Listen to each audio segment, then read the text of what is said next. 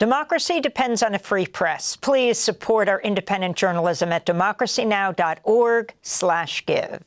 Welcome to Democracy Now!, democracynow.org, the War and Peace Report. I'm Amy Goodman. President Trump suffered a setback at the Supreme Court Wednesday when justices issued a 5-4 ruling rejecting a request by the Trump administration to keep frozen $2 billion in foreign aid. Chief Justice John Roberts and Justice Amy Coney Barrett joined the court's 3 liberal justices in the majority. The case was brought by the AIDS Vaccine Advocacy Coalition and other groups who are seeking to unfreeze foreign aid that had already been appropriated by Congress. In its one-paragraph ruling, the court instructed federal district judge Amir Ali to, quote, clarify what obligations the government must fulfill in order to comply with a temporary restraining order the judge issued on February 13th. Judge Ali has faced numerous threats over the past month after he ordered the Trump administration to restore the $2 billion in funding. In late February, Trump advisor Elon Musk called for his firing, writing, quote, when judges egregiously undermine the democratic will of the people, they must be fired, unquote. Several users on the Musk-owned social media platform X have also posted death threats against Ali. We'll have more on this ruling after headlines. President Trump's expected to issue an executive order as early as today to start dismantling the Department of Education. Although it would take an act of Congress to fully dissolve the agency, a draft presidential memo orders Education Secretary Linda McMahon to take all necessary steps permitted by law. Those steps are likely to include cuts to the workforce and education programs. This comes as the country's largest labor union, the National Education Association, and the ACLU are suing the Education Department for threatening to withhold federal funding to schools that engage in DEI efforts. That's diversity, equity, and inclusion. The ACLU called the Trump administration's move, quote, a blatant attack on free speech and academic freedom, aiming to deprive students of a full and honest education, unquote. The Department of Veterans Affairs is moving to slash some 80,000 jobs. The VA's labor force grew under the Biden administration largely to help implement the PACT Act, which expanded benefits for veterans exposed to toxic burn pits. Meanwhile, a federal judge has blocked the Trump administration from cutting National Institutes of Health research funding, siding with 22 Democratic attorneys general, medical associations, and universities that argued the administration failed to follow correct procedures and that the cuts would make crucial scientific research non-viable. In related news, Health and Human Services Secretary Robert F. Kennedy Jr. announced last week his department would no longer allow public comments in its rulemaking process, ending a 50-year policy to involve public opinion in HHS decisions. In related news, the staff of the U.S. African Development Foundation blocked DOGE workers, including Trump ally Peter Marocco, he's deputy acting head of USAID, from entering its offices on Wednesday.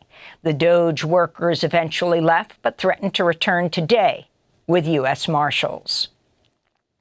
The Trump administration announced a 1-month exemption on auto tariffs from Mexico and Canada after President Trump spoke with Canadian Prime Minister Justin Trudeau and pleas from the big 3 U.S. automakers, Ford, General Motors, and Stellantis. 25% tariffs on all other goods remain in effect. Canada and China have imposed retaliatory tariffs on U.S. products, while Mexico said it would announce their own countermeasures on Sunday. President Claudia Sheinbaum said Mexico could seek new trading partners in light of Trump's trade war. If needed, we'll look for other commercial partners, anything to protect Mexico and Mexicans within the framework of sovereignty and dignity. The U.S. has suspended intelligence sharing with Ukraine in the latest blow to Ukraine's effort to counter Russia's invasion after Trump froze military funding to Kyiv following his White House confrontation with Ukrainian President Volodymyr Zelensky. Senate Democrats Wednesday introduced a series of resolutions condemning Russia and calling for it to withdraw from Ukraine. President Zelensky's in Brussels today, where he thanked European leaders for their strong support. EU members are gathering for a summit as they scramble to rally support for Kyiv amidst the fallout with the Trump administration. On Wednesday, French President Emmanuel Macron said in a televised address Europe can no longer rely on the U.S. to be, quote, at our side, and that it's considering extending its nuclear umbrella to European allies. Answering to the historic call of the future German Chancellor, I decided to open a strategic debate on the protection through our nuclear dissuasion of our allies in the European continent. If a country can invade with impunity its neighbor in Europe, then no one can no longer be sure of anything. The Kremlin blasted President Macron's speech as extremely confrontational. European countries say they're planning for a possible influx of Ukrainian refugees after the U.S. halted its funding to Kyiv. More than 4 million Ukrainians were under temporary asylum protections in European countries as of last December. Inside Ukraine, a Russian missile attack killed 4 people and injured dozens of others late Wednesday at a hotel in the central city of Kryvyi Rih, which is President Zelensky's hometown. Late Tuesday, a Russian drone attack killed at least 1 person and cut off power, water, and heating in the Black Sea port of Odessa. This Odessa resident says the fighting is now at its most intense since the start of the war. In the beginning of the war, more drones were being shot down. It has been scary, but we felt like we were protected. Now they are falling on our heads like flies. They exploded around the house. Our house was completely blown out. One of the drones hit the house directly. Leaders of the Arab League have agreed to Egypt's $53 billion 5-year proposal to rebuild the Gaza Strip without permanently displacing its more than 2 million residents, as President Trump proposed. The reconstruction plan seeks to first clear rubble from Gaza's main highway while building temporary housing for 1.2 million people left homeless by Israel's U.S.-backed assault. Later phases would see at least 400,000 permanent homes built, water, sanitation, power, and telecommunications restored, and the reconstruction of Gaza's seaport and international airport. Separately, the White House has confirmed reports it's engaging in direct negotiations with Hamas for the first time, aimed at securing the release of 21-year-old Israeli hostage Eidan Alexander and the bodies of 4 others. A proposal approved by Trump's Mideast envoy Steve Witkoff calls on Hamas to release half its remaining hostages in exchange for a ceasefire extension and a promise to negotiate a more lasting truce. The proposal makes no mention of releasing more Palestinian prisoners, a key demand of Palestinian negotiators. On Wednesday, President Trump issued what he called a last warning to Hamas to release the remaining Israeli hostages, adding, quote, to the people of Gaza, a beautiful future awaits, but not if you hold hostages. If you do, you are dead, unquote. Here in New York, police officers in riot gear arrested 9 people at Barnard College Wednesday after student protesters occupied the school's main library to demand administrators divest from the Israeli economy and grant amnesty to 3 Barnard students expelled for joining pro-Palestinian protests on campus. The students declared Barnard's Milstein Center the Dr. Hassam Abu Safiya Liberated Zone. The arrest came after Barnard reported a bomb threat at the library. Protesters said the threat was manufactured by Barnard administrators and pointed out police brought zip-tied students back inside the library even as the bomb threat remained active. No other buildings were evacuated. In South Carolina, death row prisoner Brad Keith Sigmund is scheduled to be killed by firing squad Friday, in the state's first ever use of that execution method and the first firing squad execution in the U.S. in 15 years. Sigmund's lawyer has called for clemency for his client, who he says suffers from mental illness, brain damage, and the effects of drug abuse. Sigmund's lawyer says he chose execution by firing squad due to fears over lethal injection, which is, quote, shrouded in secrecy. The Justice Department has filed a motion to dismiss a Biden-era lawsuit that sought to compel Idaho's federally funded hospitals to provide abortions in medical emergencies. The case could have implications nationwide, as pregnant people with serious complications could be denied emergency care, even if it's expected to kill them.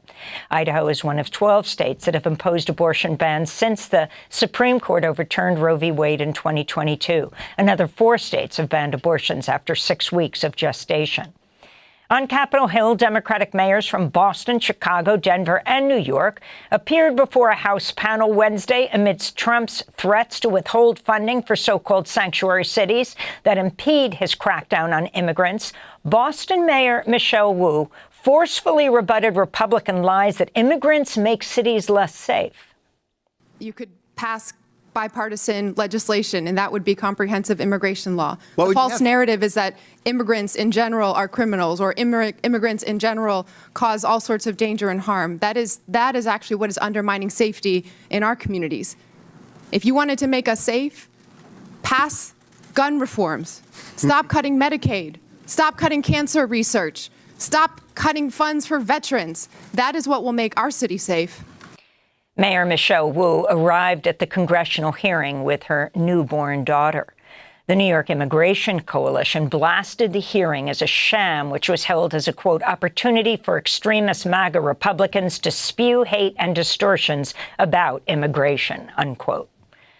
Texas Democratic Congressmember Sylvester Turner has died at the age of 70.